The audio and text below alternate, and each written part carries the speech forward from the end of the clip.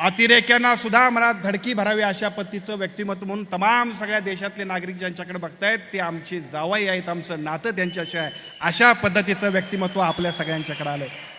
आता येणारी गर्दी महालक्ष्मीकडे होत असणारा प्रचंड अशा पद्धतीचा भाविकांचा ओढा बघितल्यानंतर आम्हाला सगळ्यांना सुविधा ह्या द्याव्याच लागतील। हायकोर्टचं बेंच झालं, आभार तुमचे कसे मानावेत आम्हाला कळत नाही। मला आठवतंय भूषण गवईंच्या डोळ्यात सुद्धा पाणी आलं।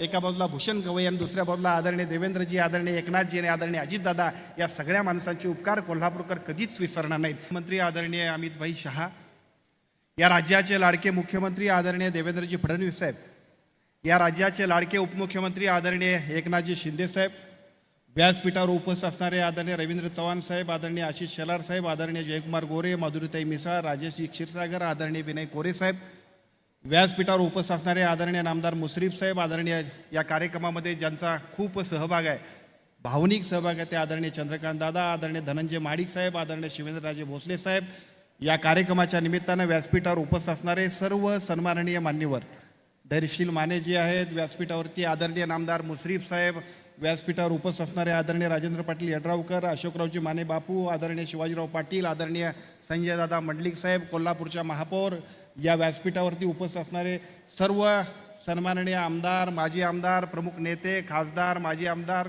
सर्व तिन्ही पक्षांचे, चारही पक्षांचे सर्व प्रमुख नेते, कार्यकर्ते, पदाधिकारी आणि आपण सगळेजण डोळ्यात साठवून ठेवण्यासारख्या प्रसंगासाठी उपस्थित असणारे तमाम कोल्हापूर जिल्ह्यातले शिवसेना, भारतीय जनता पक्ष, जनसुराज्य, राष्ट्रवादी काँग्रेस पक्षाचे आणि जिल्ह्यातील तमाम सगळे नागरिक, आजचा कार्यक्रम आपल्या सगळ्यांच्या डोळ्यामध्ये साठवण्यासारखा आहे। आदरणीय मुन्ना माडिक साहेबांनी या जिल्ह्याची चाललेली डेव्हलपमेंट आणि त्यामध्ये आदरणीय देवेंद्रजी फडणवीस साहेब, एकनाथजी शिंदे साहेब आणि अजितदादा पवार साहेब आणि आता सुनेत्रा वहिनींच्या नेतृत्वाखाली चाललेलं महायुतीच्या माध्यमातल्या कामाची सगळी माहिती दिली। फारसं बोलण्यापेक्षा सुद्धा ज्यांना बघितल्यानंतर सुद्धा आपल्या सगळ्यांना प्रचंड ऊर्जा यावी अशा पद्धतीचं ऊर्जावान व्यक्तिमत्व आपल्या सगळ्यांच्यामध्ये आले। ते कोल्हापूरचे जावई आहेत, देशाचं नेतृत्व करतायत। सरदार वल्लभभाई पटेलांना आम्ही बघितलं नाही, आमच्या पिढीनं फक्त त्यांना वाचलं, परंतु सरदार वल्लभभाई पटेलांसारखंच नेतृत्व, 370 कलम रद्द करण्याचं धाडस ठेवणारं, अतिरेक्यांना सुद्धा मनात धडकी भरावी अशा पद्धतीचं व्यक्तिमत्व म्हणून तमाम सगळ्या देशातले नागरिक ज्यांच्याकडे बघतायत ते आमचे जावई आहेत, आमचं नातं त्यांच्याशी आहे, अशा पद्धतीचं व्यक्तिमत्व आपल्या सगळ्यांच्याकडे आलंय। आपण सगळेजण त्यांचं स्वागत करूया।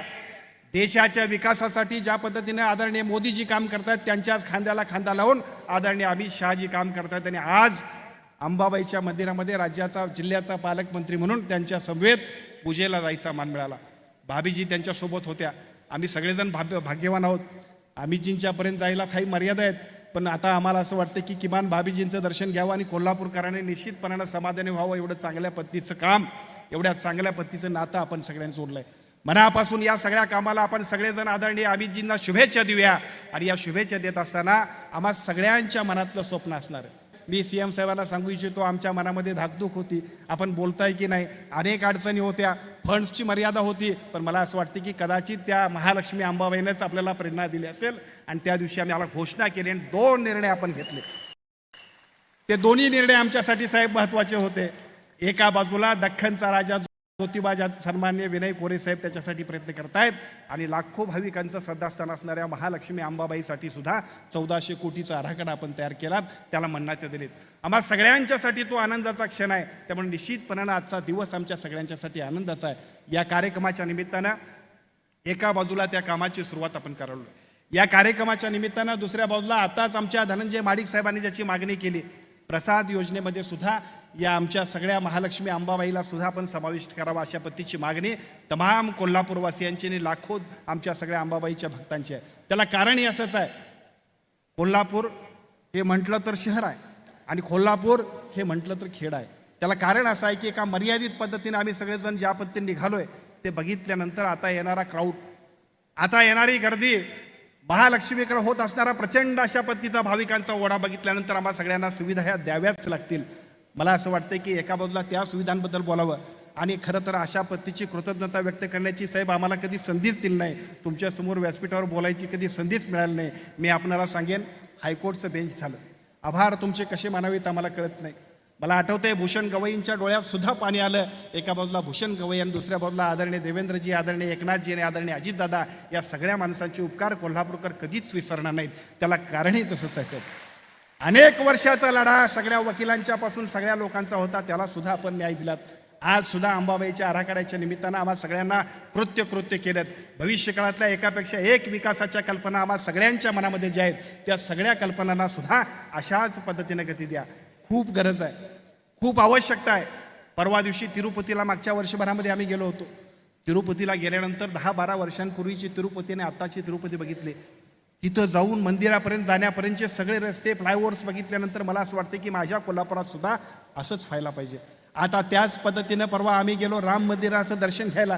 राम मंदिरात गेल्यानंतर तिथनं हलूच नाही असं वाटायला लागलं. अशा पद्धतीचं तिथलं वातावरण, ज्या वातावरणात आम्ही सगळेजण बघतोय, आम्हाला असं वाटतं की आमच्या अंबाबाईकडे सुद्धा तशाच पद्धतीनं सर्व सुविधा देण्यासाठी आजच्या कार्यक्रमाच्या निमित्तानं धन्यवाद नाही तर भविष्य काळातली जबाबदारी देण्याचा कार्यक्रम सुद्धा आम्ही सगळ्यांनी केला आहे. आणि मला खात्री आहे, अपेक्षा कुणाकडून व्यक्त करायच्या असतात, ज्यांच्याकडून हे सगळं होत असते त्यांच्याकडूनच व्यक्त करायचे असतात.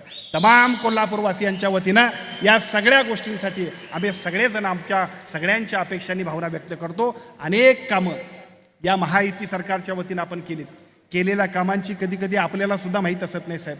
आम्ही सगळे मंडळी त्या वेळेला आपल्याकडे येतोय, त्या प्रत्येक कामामध्ये आम्ही सगळेजण आग्रह धरतोय, त्या कामाला नाही असा शब्द आपणा सर्वांकडून कधी आलाच नाही. मला असं वाटतं की अशाच पद्धतीने विकासाचा ओघ वाढत राहू दे, कोल्हापूरचं नाव संपूर्ण देशामध्ये डंका वाजत राहू दे. अशा पद्धतीच्या सगळ्या विकासाला आजच्या महालक्ष्मी अंबाबाई मंदिराच्या विकासाच्या निमित्तानं शुभस्य शीघ्रम करूया अशा पद्धतीची विनंती करतो. व्यासपीठावरल्या सर्व मान्यवरांचं मनापासून आभार व्यक्त करतो. सर्वांना शुभेच्छा देतो आणि माझं मनोगत थांबवतो.